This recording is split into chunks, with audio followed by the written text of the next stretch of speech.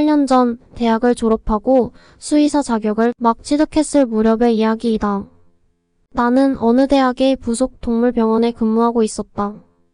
대학 부속 동물병원이라고는 하지만 규모가 그리 큰 편이 아니었고, 내 상사인 수의사는 수의사란 자선사업도 길고양이나 주인 없는 개를 보호하는 직업도 아니다. 자꾸 그런 쪽에 마음을 주고 돌보다 보면 나중에 병원 문을 닫게 된다. 수의사는 어차피 비즈니스이다. 안 그래도 월급까지 적은데 어찌하면 이익을 낼까 하는 데만 집중하길 바란다. 그런 말을 하루 종일 입에 달고 사는 사람이었다. 그는 나보다 10년 연상의 소위 중견 의사로 병원에서 활약 중이었다. 수의사가 비즈니스라는 그의 사고방식을 이해할 수 없었던 나는 그가 너무 싫었다. 하지만 그것이 병원의 이념이기도 했고 대부분의 수의사가 그 이념에 따라 일을 하고 있었다. 원래 동물을 좋아해서 어릴 적부터 수의사를 꿈꿔왔던 내게 병원이 내건 그 이념은 충격적이었다. 물론 동물을 좋아한다는 것만 가지고 이 일을 해낼 수 없다는 것도 잘 알고 있었고 수의사 자격이 법률상 인간을 위해 존재한다는 것도 알고 있다. 하지만 내가 그리던 수의사 상과는 너무도 거리가 멀었고 비즈니스, 이익지상주의만을 추구하는 그 병원이 아무리 해도 정이 들지 않았다. 예를 들면 치료에 쓰이는 항생물질 하나라도 굳이 비싼 것만 선택한다. 생각해보라.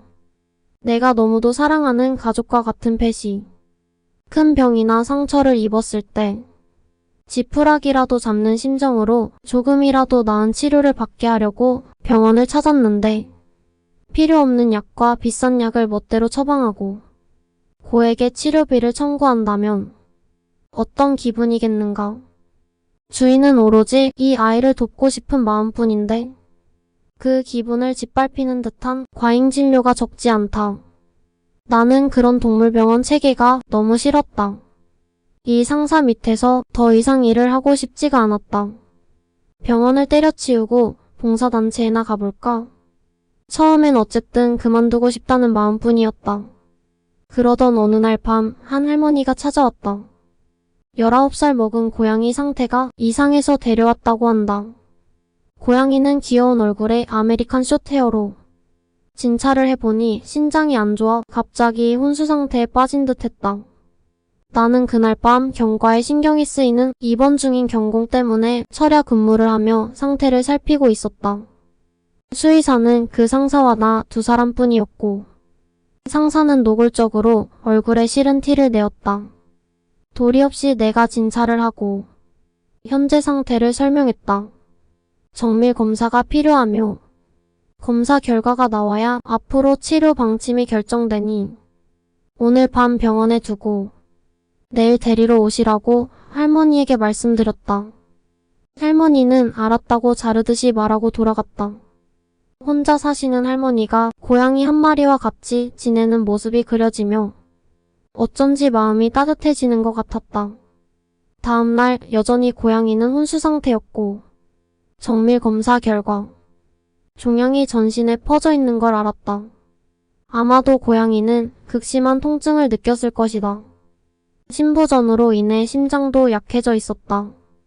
19살이라는 나이를 고려해서 통증을 최소한 억제하고 집에서 주인과 마지막 순간을 보내도록 하는 것이 최선이라는 결론에 도달했다. 할머니에게 그렇게 말하자 여러 가지로 준비할 것이 있으니 하루를 더 맡아달라고 한다. 나는 흔쾌히 대답했다. 그날 저녁 고양이가 눈을 떴다. 고통스런 모습이긴 했으나 주위를 살피며 주인을 찾는 듯 야옹하고 울었다. 나는 안심하고 집으로 돌아갔다.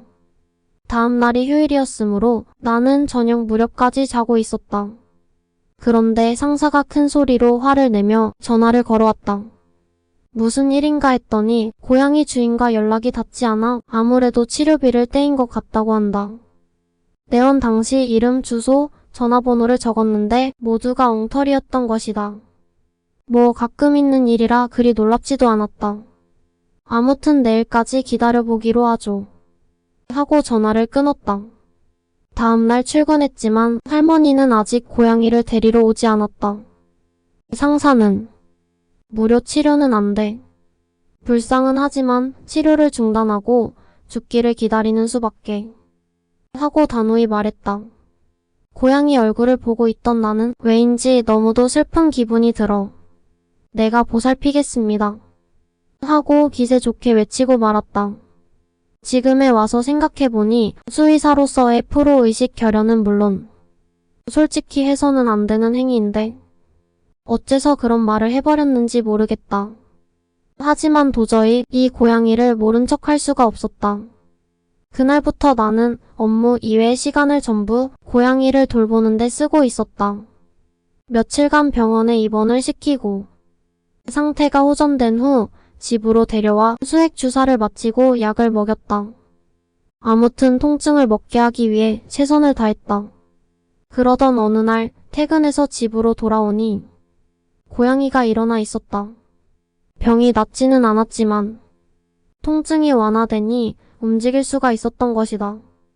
먹이도 부드러운 것은 먹어줘서 한숨을 돌렸고 이제부터는 얼마 남지 않은 시간을 행복하게 지내도록 전력을 다하자.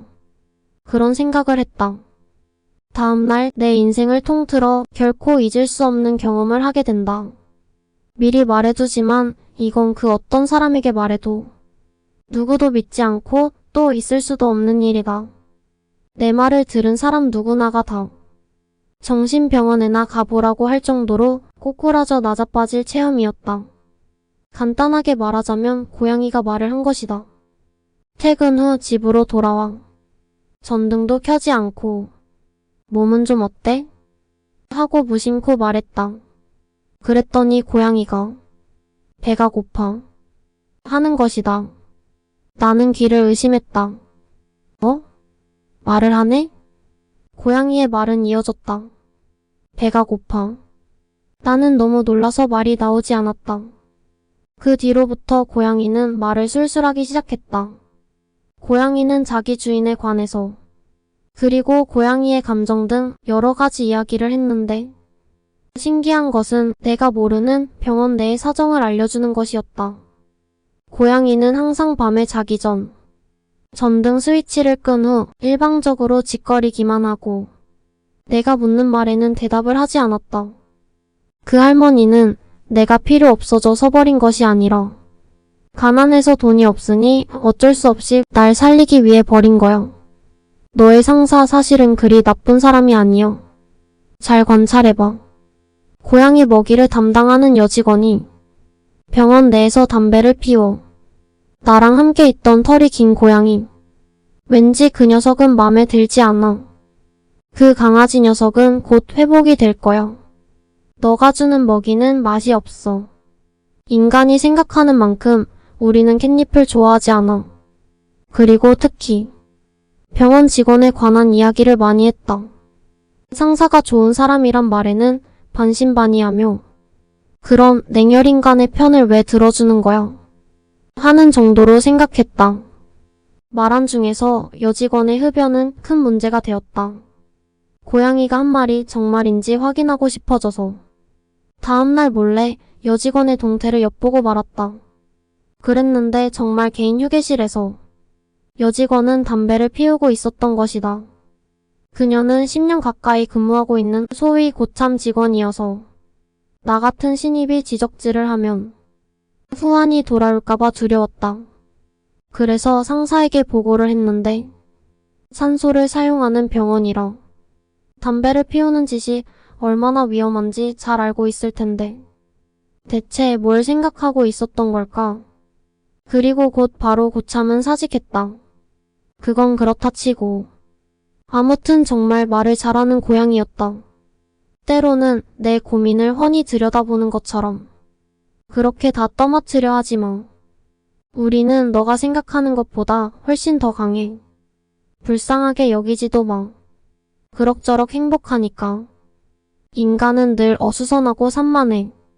그렇게 서둘 건 없어. 함부로 우리를 도우려 하지 마.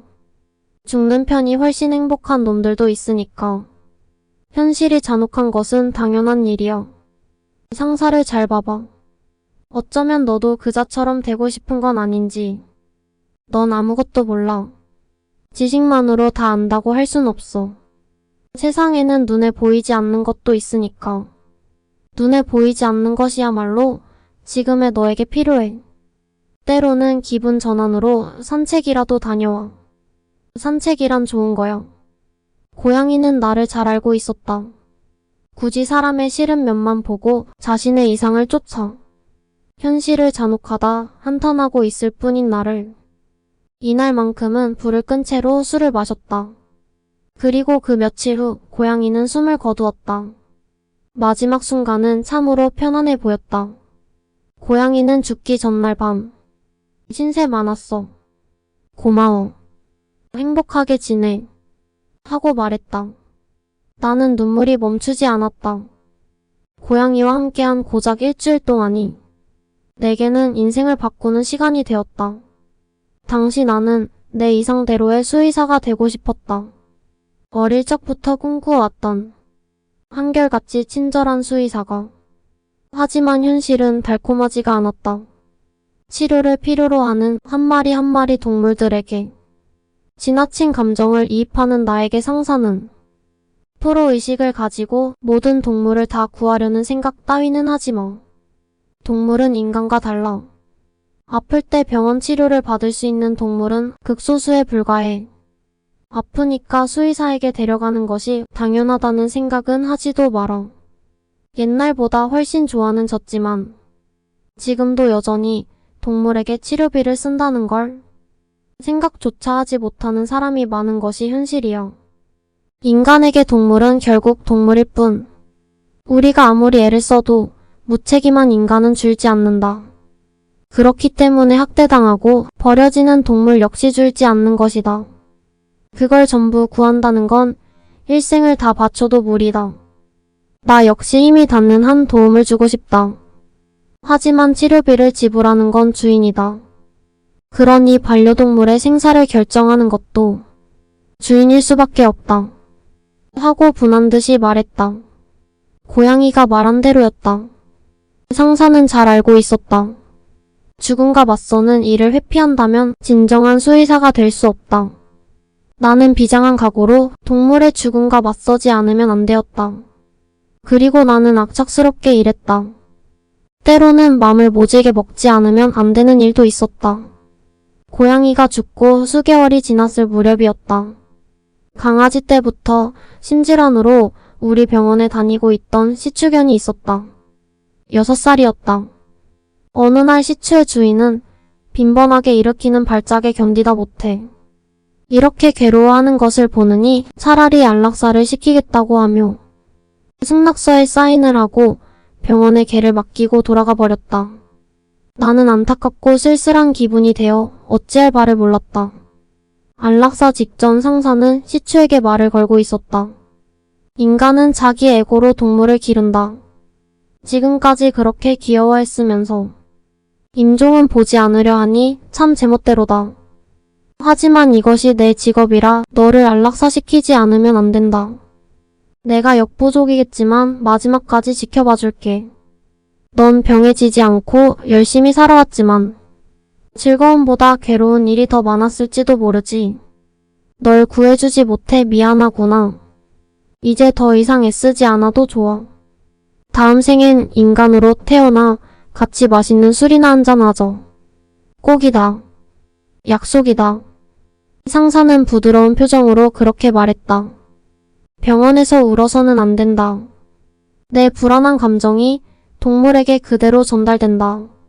이 시추의 마지막 순간에 불안을 느끼게 해서는 안 된다. 나는 눈물을 삼키며 약을 주입했다. 시추는 편안하게 눈을 감았다. 주인은 사체를 인수하러 와서 큰 소리로 울기 시작했다. 이를 보고 상사는 당신은 울 자격이 없어. 하고 목소리를 높였다. 나의 첫 안락사였다. 여기까지가 내가 체험한 이상한 이야기이다. 아무리 진지하게 이야기해도 부모님과 언니, 동생, 친구 모두가 깔깔대고 웃으며 거짓말 말라며 바보 취급을 했다. 하지만 상사만은 웃지 않았다. 그런 일도 있었군. 늙은 고양이는 말을 하기도 하지. 동물은 우리보다 인간의 본질을 훨씬 더 잘 꿰뚫어 볼지도 몰라. 했다. 세월이 흘러 2년 정도가 지난 어느 날. 그만 독립해서 개업하려는데 너도 올래. 기왕이면 결혼을 해서 시작하면 더 좋고. 넌 둔하고 느려 터져서 이대로 두면 혼기를 놓칠 거고. 하고 웃으며 상사가 말했다. 그 후 결혼을 하고 개업도 했다.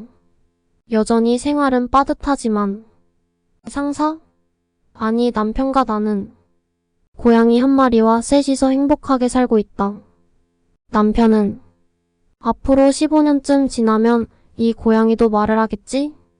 그때 하고 싶은 말 다 하도록 단어를 미리 외우게 하죠. 그 늙은 고양이가 보고 싶네. 하면서 매일 고양이에게 말을 가르치지만 전혀 말할 기미는 보이지 않는다.